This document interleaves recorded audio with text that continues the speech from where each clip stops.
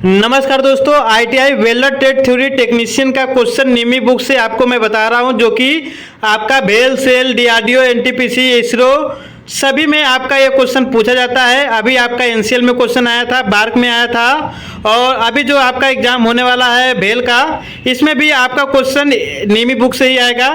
तो आप लोग तैयारी के लिए चैनल को सब्सक्राइब कर लीजिए, रेगुलर क्लास कीजिए। दोस्तों, पहला प्रश्न आज का दिया गया है कि अधिकतर आर्क वेल्डिंग को किसके साथ वेल्डिंग करते समय प्रयोग करते हैं। तो ऑप्शन नंबर है DC welding machine, AC welding machine, bare electrode, या इनमें से कोई नहीं। तो ऑप्शन नंबर आपका डी राइट आंसर हो जाएगा, इनमें से कोई नहीं। अगला है कि एक वेल्डिंग रॉड का चुनाव किस पर निर्भर करता है। तो ऑप्शन नंबर है लंबाई पर, स्थिति पर, मोटाई पर, या ताप पर। तो ऑप्शन नंबर आपका सी राइट आंसर हो जाएगा। अगला प्रश्न है कि जहां विद्युत आपूर्ति नहीं होती वहां पर आर्क के लिए प्रमुख मशीन कौन सी है। देखिए, ये जो है आपका एनसीएल में भी क्वेश्चन आया था।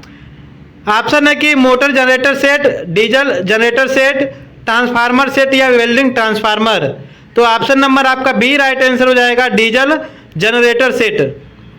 अगला प्रश्न है कि थर्माइट वेल्डिंग एक कौन सी वेल्डिंग प्रक्रिया है। तो ऑप्शन नंबर है फ्यूजन, रेजिस्टेंस, प्रेशर, या रासायनिक। तो ऑप्शन नंबर आपका डी राइट आंसर हो जाएगा, रासायनिक। दोस्तों, आप लोगों को शॉर्ट तरीके से क्वेश्चन करा रहा हूं, क्योंकि अदर यूट्यूब चैनल पर आप लोग जाएंगे तो एक वीडियो कम से कम 40 से 45 मिनट का बनाएंगे, लेकिन उसमें जो है आपका टोटल 20 से 25 क्वेश्चन ही कवर करेंगे। देखिए, आपको एग्जाम क्वालिफाई करना है, महाभारत नहीं पढ़ना है, ठीक है। इसलिए आपको जो क्वेश्चन बता रहा हूँ काफ़ी ज़्यादा इंपॉर्टेंट है, कम टाइम में आप लोग ज़्यादा से ज़्यादा तैयारी कर सके। दोस्तों देखिए, अगला प्रश्न है कि फ्लक्स का मुख्य कार्य क्या है। तो ऑप्शन नंबर है आर्क को स्थिर करना, मेटल डिपॉजिट को ऑक्सीकरण से बचाना, अशुद्धता निकालना, या इनमें से सभी। तो ऑप्शन नंबर आपका डी राइट आंसर हो जाएगा, इनमें से सभी। अगला है कि एक स्टील की प्लेट वेल्डिंग करने के लिए सामान्य कितनी आर्क की लंबाई होती है। तो ऑप्शन है 110 एम्पियर, 230 एम्पियर, 330 एम्पियर, या 3 मिलीमीटर से अधिक। तो ऑप्शन नंबर आपका डी राइट आंसर हो जाएगा, 3 मिलीमीटर से अधिक। अगला प्रश्न है कि एक वेल्डिंग रेजिस्टेंस में वेल्डिंग कार्य के दौरान आवश्यक दूरी कितनी होती है। तो ऑप्शन नंबर है 1 से 2 फीट, 4 से 6 फीट, 3 से 4 फीट, या 2 से 3 फीट। तो ऑप्शन नंबर आपका डी राइट आंसर हो जाएगा, 2 से 3 फीट।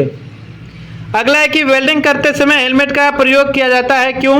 तो ऑप्शन नंबर है आंखों की सुरक्षा देने के लिए, सिर ढकने के लिए, धूल से बचाव के लिए, या स्टाइल के लिए। तो ऑप्शन नंबर आपका ए राइट आंसर हो जाएगा, आंखों की सुरक्षा के लिए। अगला है कि गैस वेल्डिंग में प्रयोग होने वाली एसिटिलीन गैस किस रंग के सिलेंडर में होती है। ऑप्शन नंबर है नीला, लाल, हरा, या काला। तो ऑप्शन नंबर आपका बी राइट आंसर हो जाएगा, लाल। अगला है कि ऑक्सीजन गैस सिलेंडर का रंग कैसा होता है। तो ऑप्शन नंबर है नीला, काला, पीला, या फिर लाल। तो ऑप्शन नंबर आपका बी राइट आंसर हो जाएगा, काला। अगला है कि वेल्डिंग में प्रयुक्त पीपी में क्या शामिल नहीं है। तो ऑप्शन नंबर है गॉगल, सेफ्टी शूज, हेलमेट, या टाई। तो ऑप्शन नंबर आपका डी राइट आंसर हो जाएगा, टाई। अगला है कि वेल्डिंग करते समय कौन सा खतरा हो सकता है। तो ऑप्शन नंबर है विद्युत का झटका, धूल के कण, गैस रिसाव, या उपयुक्त सभी। तो ऑप्शन नंबर डी आपके राइट आंसर हो जाएगा, उपयुक्त सभी। अगला है कि ऑक्सी एसिटिलीन वेल्डिंग में प्रयोग होने वाली प्रमुख गैस कौन सी है। तो ऑप्शन नंबर है ऑक्सीजन और नाइट्रोजन, ऑक्सीजन और हाइड्रोजन, ऑक्सीजन और एसिटिलीन, या हाइड्रोजन और नाइट्रोजन। तो ऑप्शन नंबर आपका सी राइट आंसर हो जाएगा, हाइड्रोजन एवं एसिटिलीन। अगला है कि न्यूट्रल फ्लेम में ऑक्सीजन और एसिटिलीन का अनुपात कितना होता है। तो ऑप्शन नंबर है 2:1, या 1:1, या 1:2, या 3:1। तो option number B right answer हो जाएगा, 1:1 का अनुपात होता है। अगला है कि वेल्डिंग करते समय आंखों को सुरक्षित रखने के लिए क्या आवश्यक है। तो सनग्लासेस, वेल्डिंग गॉगल्स, सिर का कपड़ा, या दस्ताने। तो ऑप्शन नंबर आपका बी राइट आंसर हो जाएगा, वेल्डिंग गॉगल्स। अगला है कि आर्क वेल्डिंग में आर्क स्थिर आर्क किसके बीच उत्पन्न होता है? तो ऑप्शन नंबर है इलेक्ट्रोड और कार्य पदार्थ के बीच, या इलेक्ट्रोड में, या फिर केवल ग्राउंड और मशीन के बीच, या कार्य और ग्राउंड के बीच। तो आर्क वेल्डिंग में आर्क उत्पन्न होता है दोस्तों आपका इलेक्ट्रोड और कार्य पदार्थ के बीच में। अगला है कि आर्क वेल्डिंग करते समय कौन सी धातु सामान्यतः वेल्ड की जाती है? तो ऑप्शन नंबर है लकड़ी, माइल्ड स्टील, तांबा या रबड़। तो ऑप्शन नंबर आ जाएगा माइल्ड स्टील। अगला है कि वेल्डिंग करते समय जो धुआं निकलता है वह किसके लिए हानिकारक होता है?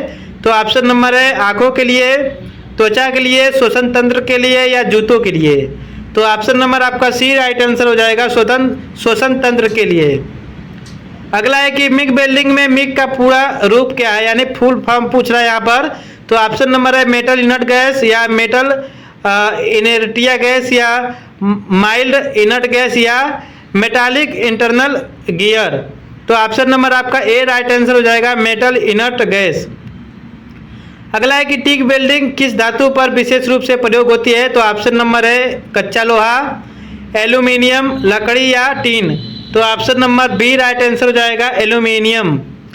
अगला प्रश्न है कि वेल्डिंग में प्रयुक्त फुल फॉर्म पीपी का क्या है? तो ऑप्शन नंबर है पर्सनल प्रोटेक्टिव इक्विपमेंट, या प्राइवेट पावर इक्विपमेंट, या पब्लिक प्रोटेक्शन एंट्री, या प्रोटेक्टिव पाइप एलिमेंट्स। तो ऑप्शन नंबर आपका ए राइट आंसर हो जाएगा, personal protective equipment.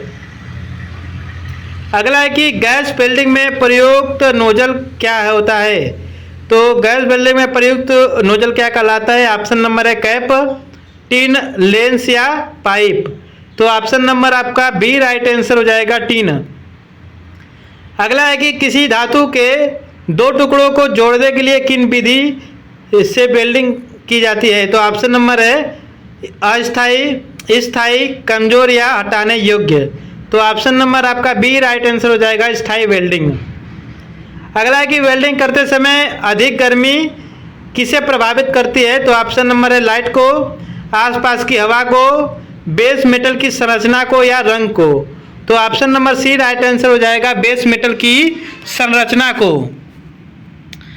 Last question है आपका कि वेल्डिंग में इस्तेमाल होने वाले वर्क क्लैंप का कार्य क्या है? तो ऑप्शन नंबर है स्पार्क बनाना, हीट बढ़ाना, करंट का मार्ग, या ऑक्सीजन बनाना। तो ऑप्शन नंबर आपका सी राइट आंसर हो जाएगा, करंट का मार्ग देना।